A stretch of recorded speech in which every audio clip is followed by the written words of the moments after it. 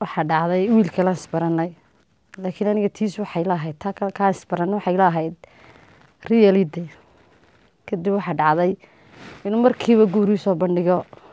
wiilkii kale aniguna waxay lahayd samada ka wada cid ma joojin kartee wiilkan 2 sano wada soconay qadarkii ala ka weynaaday ninkii guur baan ka aqbalay isguursanay guuri gabadh bay umshayna bay dhashay bariyahan isma rag laakiin taa waxaan ka jeclaa inaad adigu ii dhashid magacaaga ayaan u bixinayaa ayaa ma anagu wada hadlaynaa ayay gabadhii soo gaatay markii gabadhii soo gaatay gabadhii sidii adigu anagu wada hadalkayga ay ogaatay gabadhii sidii bay darteeyo ay u kala tageen nooc kasta uu soo maray darteed uu soo maray waliba shaqadiisu ka tagay waxaan ku leeyahay wax kasta oo ulaha dhuku dhigay wallahi jismiyan wax xumaaday laakiin aniga wax ilaahay dayl bay lahayd kulanti wacan oo wanaagsan idil ahaantiin meel kasta aad joogtaan ku soo dhawaada barnaamijkeena qisooyinka caawa waxaan idin hayaa ilaahay mahadi xiriirka wax ku bilaabmay goob shaqan isku baran kadib markaan goob shaqan isku baranay waan wada sheekaysanay muddo 2 sano wada sheekaysanay hal habeen amaano khilaafna ma soo dhaxgelin anagoo sidii isugu faraxsan ayaa waxa dhacday wiil kale isbaranay laakiin aniga tiis waxay lahayd taa kale ka isbaranay waxay lahayd reality kadib waxa dhacday inuu markiiba guuri soo bandhigo wiilkii kale aniguna waxay lahayd samada ka wada cid ma joojin kartee wiilkan 2 sano wada soconay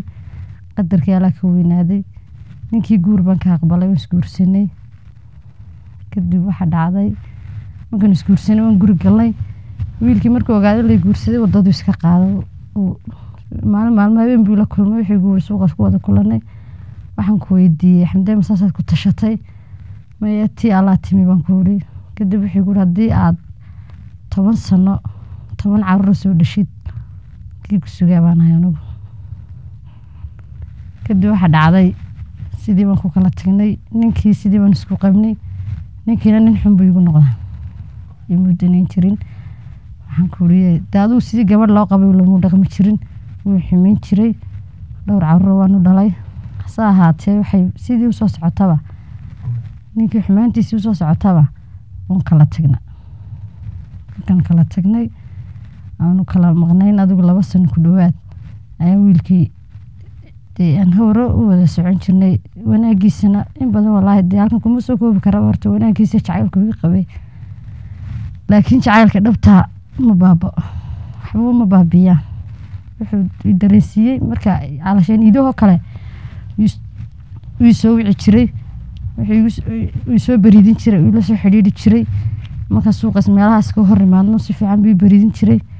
adoo qof soo xiriirin jiray aniguna marxaladda gurigeyga iyo dibtayga haysato uma sheegi jirin xanuun ma soo bandhigi jirin kadib isagu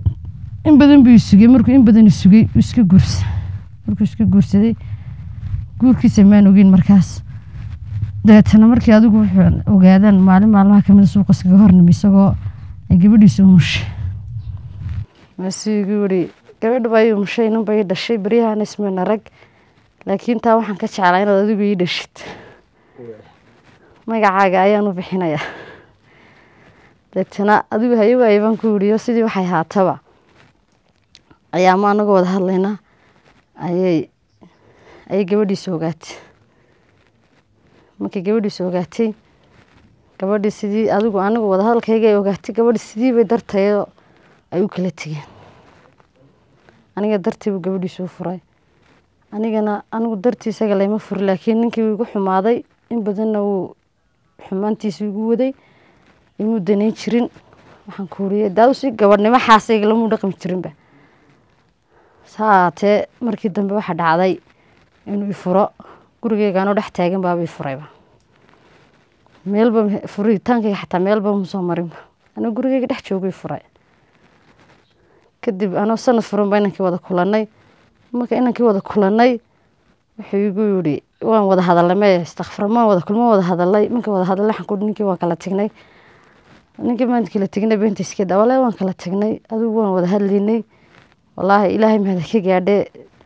nolol adagna wuu igala soo maray maalintii igu darnaydna isagaa iga saaray nolosha inta noolaa laba marba igu darnayd labada marba isagaa iga saaray ilaahay cumrigiisa caafimaadka waa u dheereeyay aad baan halkan uga salaamay kadis guurkaa isagu horta waxba ogaansho kale kumuu lahayn may iguma ogeyn labadaas sano hal habeen ismaanu khilaafin xataa ilaan hal habeen ismaanu khilaafin siduu dareemay marka wuxuu dareemay dee wuu maqlay in aniga la guursaday dadka dayleen wax war sheega lama waaye waa la guursaday baa lagu waa loo sheegay makula soo xidhiidhay marka adigu in yar buu ila soo hadlayo maantaas igu wardamad guursato haa baan ku waay markaad noloshiisa qiyaastay isaga markii uu maqlay qofkii adduunka ugu jeclaa oo qof kale ka raacay isagu soo noqday isagu bismillaahi lagama sheekeyn karo marxalada nooc kasta wuu soo maray dartay buu soo maray weliba shaqadiisuu ka tegey waxaan ku uriyey wax kasta oo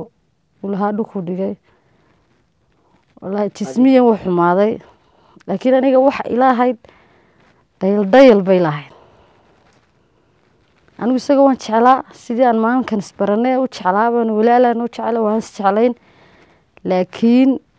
guurkii allah dee calafkii alla ka weynaaday qadarkii alunbaa hindaadaa ka baxay soo haana ka baxay haddaan ka baxay maxaan ka faa'iiday laakiin xidhiidhka wuu ku fiicnaa aada iyo aad maxaa ku dooratay oo aad qof kale uga tagtay waxa ugu weynaad oran karta malaha kow laba qodobeyn karta wax aan hadda kuu sheego oo aan ka doortay aan ku idhaahdo ninkan guursaday iyo kan waxba isku dhaamaa maba jirtaba kan baaba iga naxariis badnaa isna jacaylyahay ana jacaylyahay kan sanadkii koowaadba malaa jacaylku ii hayay igumabu gaadhsiinba waxaad ii sheegtay ereyo waxaa ku jiray intii aad reerka lahayd kelmado tusaalahaan in mar intaad suuqa isaga hor timaadeen uu kugu yidhi haddaad intaa 10 kasoo dhali doonto xataa waa ku sugaya dhaxta 10 yeelato hawaan ku sugayaa bigu anigu kii ku sugayun baan adiga aragti ahaan say kula noqotay aniga macnaha kelmadda iyo miisaankeeda waatan dhowr sano ka gami waayo horta taas ma jiraan wax gaar oo aad iskaga qoomamaysay oo tallaabo aad samaysay markii aad burburisay xidhiirkaagii hore calashaan dhankiisa macnaha jacaylkaagan iminka aad hadda wada joogtaan markii aad burburinaysay hore qoomama ma kaa jirta haa qoomama waxay iga jirtaa siduu ii jeclaa iyo siduu kan igu yahay ayaan aada u murugoon jiray aan solan jiray talaa xataa markaa arkay laba qof oo isjecel waa halkaas ay xanuun jirto ilme intan meelaha iska fadhiista keligeeba isla ooyi jiro saan odhan jiray talow iyo maalmahan soo arkay maaragtay isaga meelaha iskaga hor nimaado amba ila soo hadlo maalmo ila soo hadlayna waa maalmo igu darantayba calashan maalmo kale lama soo hadli jirnay iidda marka gaadho iid rabadaan ba iid arafaha haatee wuu soo beridin jiray ciid mubaarig buu igu odhan jiray maalmahaas bay igu xanuun badnayd intii aan isaga kala maqnay way intii aad guriga macnaha dee ninkii hore wada joogteen maanka ma ku hayn jirtayoo xasuusaha iyo mararka qaar ma wixiisi jirtay waaban xanuunsanayay isaga dartii weliba kan hadda wada joognaha jacaylkiisa xanuun badan buu igu hay waxa dee laan la dhaafayn tallaabadaa leh muddadii kadib aad ninkii hore kala dhammaateen kadibna caawimo badan iyo garab istaag badan uu ku muujiyey markii dambe fursaddaa heshay maxay adiga kaaga dhignay aniga horta intan kala maqnayn iyo intan hore isku naqaanayba hal habeen isbedelka ma arag wanaagii waan ku bartay maalintii koowaad isna wuxuu ahaa gabadhii u horeysay ay wada isbartaan aniguna wuxuu ahaa wiilkii u horeeyaan isbarano hal habeen xumaan kumaan arag anoo lay qabo iyo anoo inanaba intaan arkayay dee aan wada hadlaynay aan dee muuqayagu argayagu ismaqlaya kadib waxaa dhacday waxaan dee nafteedun baan u hadiyaday wax kala sameeyan kara waaye alxamdulillahi rabbilcaalamiin horta 18 sano amba halay qabo amba inan ahaado amba isagu hay qabo hal habeen cadho kumaan kala seexan haddana khilaaf ay imaadana waa maxaa taleefankayga qaban weyday ama anigu ku canaantaan buu isagu ku canaanta ilaahay baa mahadda iskale laakiin waxaan jecelahay aan arkayaan dee dareensanahay in labadiiba dhab isku jacaylku dhabnigay labadaydu ay labada qof haddii qof jacaylka dhabka hayn khilaaf bay imaadaa laakiin khilaafku wuxuu iman waayaa markay labada qof dhab isku jecelyihiin wixii wax jecel baan u rajaynayo inuu ilaahay farxadooda ugu waa